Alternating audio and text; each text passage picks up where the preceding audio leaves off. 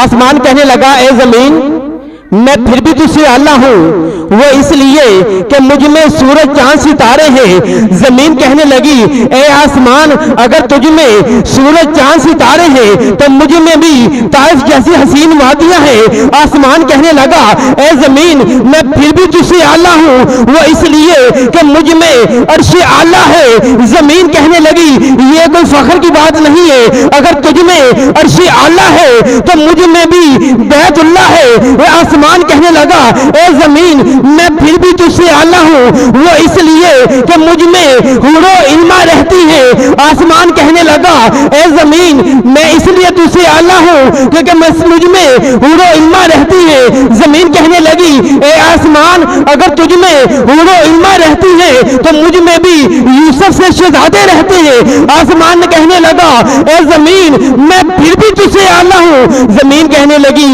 اے آسمان اب تو کیوں مجھ سے اعلیٰ ہے؟ آسمان کہنے لگا اے زمین میں اس لیے تجھ سے اعلیٰ ہوں کیونکہ مجھ میں حضرت آدم علیہ السلام تو لے کے حضرت عیسیٰ پاک تک سبھی نبیاں سبھی رسولان دیا وہاں موجود نے۔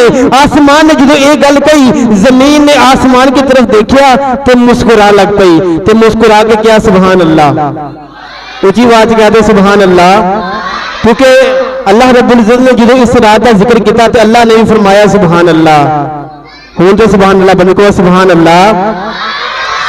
زمین کہنے لگی اے آسمان اگر تمہیں اس گل تے ناز ہے اس گل تے فخر ہے تو پھر اے دس تیرے تو کوئی ایسا بھی ہے جدا چہرہ وجہ اللہ ہو؟ اے آسمان کوئی تجھ میں ایسا بھی ہے جس کا سینہ صبر اللہ ہو؟ اے آسمان کوئی تجھ میں ایسا بھی ہے جس کا نام نصر اللہ ہو؟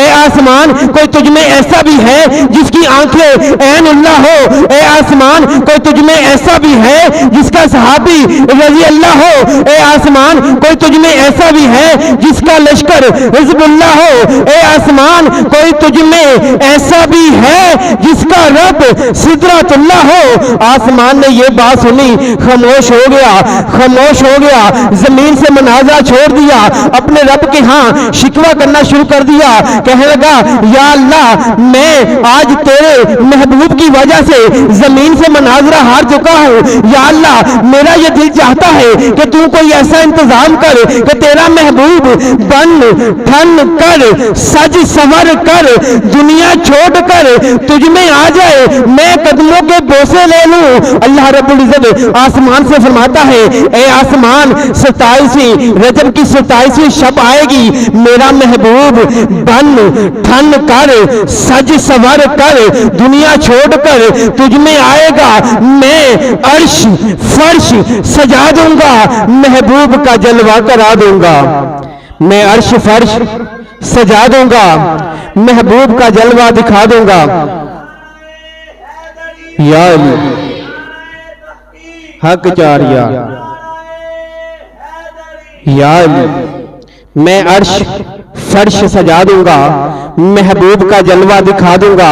یہی بات ملتان کا شاعر لکھتا ہے، کہتا سی میراج راز محبت آندا نہیں سی ہر ایک دی سمجھ وچ آن والا، سدیا طالب گیا مطلوب اوتھے تے جبریل سے سد کے لے جان والا، تے سدیا طالب گیا مطلوب اوتھے تے جبریل سے سد کے لے جان والا، تے عقل ایتھے حیران ہے کہ کیویں بنا دروازے گیا عرش تے جان والا، تے عقل ایتھے بخل عقل دخل کیے او جانے جان والا یا لے جان والا، جانے جان والا یا لے جان والا۔